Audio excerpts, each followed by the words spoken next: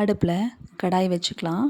கடாய் வச்சுட்டு ஒரு 2 table spoon அளவுக்கு எண்ணெய் ஊற்றிக்கலாம்.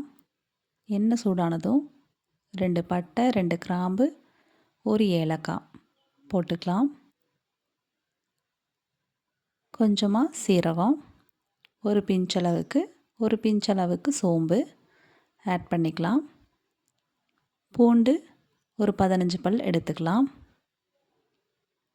சின்ன வெங்காயம் 1 கப் அளவுக்கு எடுத்துக்கலாம்.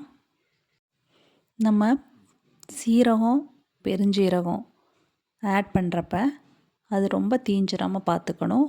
தீஞ்சிருச்சு அப்படின்னா அந்த குழம்பு டேஸ்ட்டே மாறிடும். இப்போ வெங்காயம் பொன்னிறமாக வர வரைக்கும் நல்லா வதக்கிக்கணும்.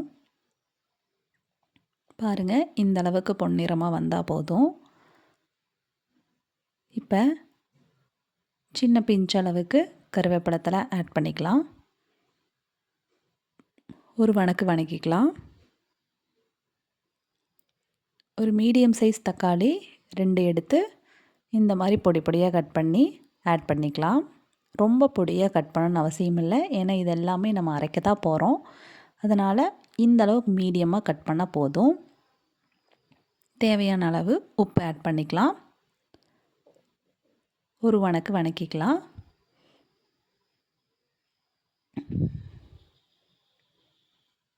பாருங்கள், ரொம்ப தக்காளி ரொம்ப வதங்கணும்னு அவசியம் இல்லை.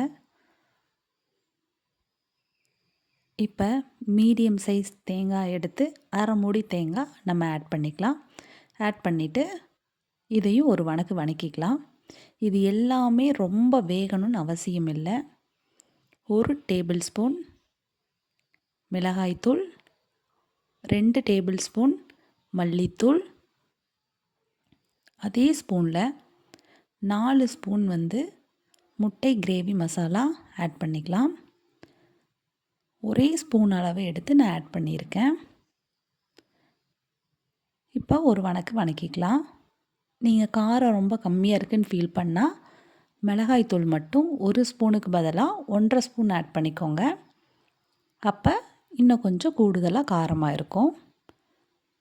இப்போ இந்த அளவுக்கு நல்லா வதக்கியாச்சு.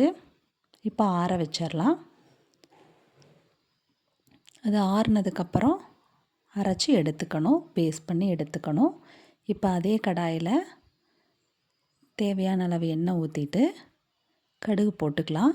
கடுகு நல்லா பொரிஞ்சதும் கருவேப்பிலை ஆட் பண்ணிக்கலாம். இப்போ நம்ம அரைச்சி வச்சுருக்க பேஸ்ட்டை ஆட் பண்ணிக்கலாம். பாருங்கள், ரொம்ப கெட்டியாக இருக்குது. அதனால் நான் இன்னும் கொஞ்சம் தண்ணி மட்டும் ஆட் பண்ணிக்கிறேன். ஆட் பண்ணிவிட்டு ஒரு கலக்கிக்கலாம். ரொம்ப கெட்டியாக இருக்கிறனால நான் இன்னும் அரை டம்ளர் மட்டும் தண்ணி ஆட் பண்ணிட்டேன். நல்லா ஒரு கொதி வர வரைக்கும் வெயிட் பண்ணலாம். அதுக்குள்ளே நம்ம முட்டையை வேக வச்சு கட் பண்ணி எடுத்து வச்சுக்கலாம். பாருங்கள், எண்ணெய் பிரிஞ்சு நம்மளுடைய முட்டை கிரேவி ரெடி ஆயிருச்சு. கிராமத்து ஸ்டைலில் நம்மளுடைய முட்டை கிரேவி ரெடி ஆயிருச்சு. நான் 3 முட்டையை எடுத்து நான் 2ஆக கட் பண்ணி ஆட் பண்ணியிருக்கேன். நீங்கள் எத்தனை முட்டை வேணாலும் எடுத்துக்கலாம். பாருங்கள், கொஞ்சம் கொத்தமல்லி தழையை தூவி இறக்கணும்னா ரொம்பவே டேஸ்டான, ரொம்பவே சுவையான நம்மளுடைய கிராமத்து முட்டை குழம்பு ரெடி ஆயிரும். கண்டிப்பாக ட்ரை பண்ணி பாருங்கள். ட்ரை பண்ணி பார்த்துட்டு எப்படி இருக்குன்னு கமெண்ட்ஸில் சொல்லுங்கள். ரொம்பவே டேஸ்டான முட்டை குழம்பு ரெடி. தேங்க்யூ.